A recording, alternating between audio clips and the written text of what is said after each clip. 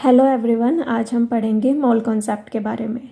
तो mole concept को हम नंबर के बेसिस पर पढ़ेंगे, फिर मास के बेसिस पर पढ़ेंगे और लास्ट में वॉल्यूम के बेसिस पर पढ़ेंगे। सबसे पहले नंबर के बेसिस पर मोल कॉन्सेप्ट को पढ़ने की कोशिश करते हैं। तो अगर हम देखते हैं हमारे पास 1 मोल ऑफ एनी आइटम है या मॉलिक्यूल है या आयन है, तो उसमें कितने नंबर ऑफ एटम्स, आयन्स या मॉलिक्यूल्स होंगे। तो हमारा आंसर होगा 6.022 इंटू 10⁻23। ये जो नंबर है बेसिकली ये हमारा है एवोगैड्रो नंबर। तो हम ये कह सकते हैं 6.022 इंटू 10⁻23 एटम्स और आयन्स और मॉलिक्यूल्स मिलकर जो है 1 मोल बनाते हैं। जैसे अगर आपसे कोई पूछे कि 1 मोल ऑफ ऑक्सीजन में ऑक्सीजन के कितने एटम्स होंगे, तो हमारा आंसर होगा 6.022 इंटू 10⁻23। 1 मोल ऑफ O2 में कितने O2 के मॉलिक्यूल्स होंगे, तो हमारा आंसर होगा 6.022 इंटू 10⁻23। ऐसे ही अगर पूछा जाए 1 mole of O2 negative ions में कितने O2 नेगेटिव आयंस होंगे, तो हमारा आंसर होगा 6.022 इंटू 10⁻23।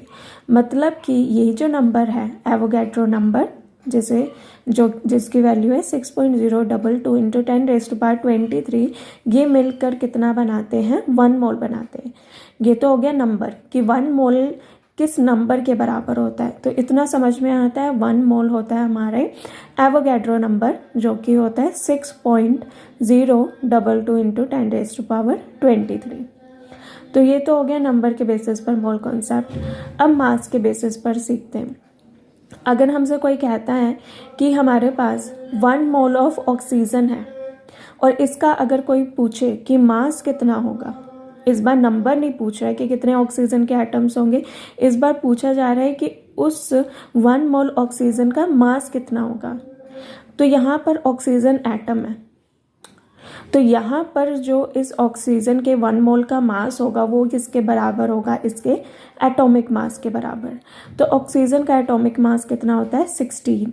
तो यहाँ पर जो हमारा 1 मोल ऑफ ऑक्सीजन का मास आया वो कितना आ गया, 16 ग्राम। इसी तरीके से अगर हम किसी मॉलिक्यूल के 1 मोल की बात करें, 1 मोल के मास की बात करें, तो वो मास किसके बराबर होगा, उसके मॉलिक्यूलर मास के बराबर। जैसे कि 1 मोल ऑफ ऑक्सीजन का अगर हम मास देखें, इस बार ऑक्सीजन O2 मतलब मॉलिक्यूल की फॉर्म में है, तो इसका मास कितना होगा, 16 + 16 32 ग्राम। तो यहाँ पर हमें पता चल रहा है कि 1 मोल ऑफ एनी एटम का अगर हम मास देखें तो उसके एटॉमिक मास के बराबर होगा।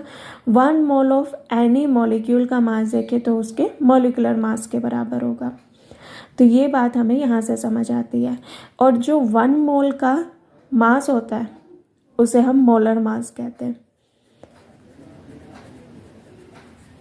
किसी भी सब्सटेंस के 1 मोल का जो मास होता है उसे हम क्या कहते हैं, मोलर मास।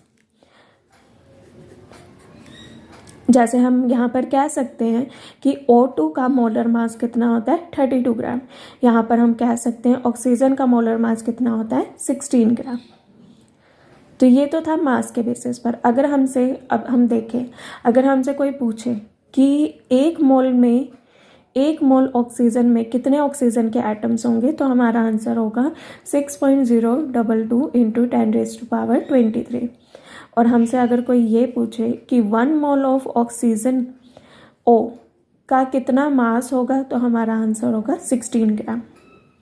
तो अभी तक हमने स्टडी करा है नंबर के बेसिस पर और मास के बेसिस पर। अब हम पढ़ेंगे वॉल्यूम के बेसिस पर मोल कॉन्सेप्ट।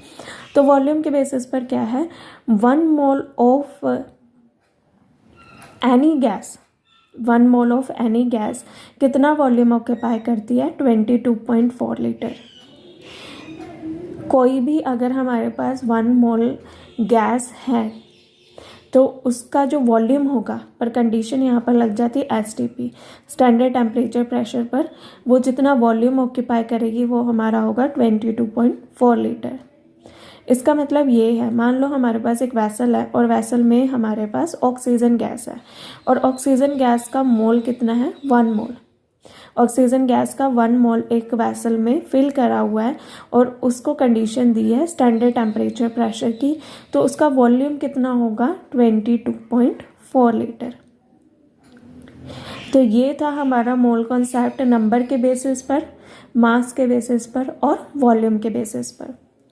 अगर एक लाइन में इसको कंक्लूड करा जाए तो हम ये कह सकते हैं कि हमारे पास मान लो कोई वेसल है, इसमें हमारे पास ऑक्सीजन गैस फिल करी गई है।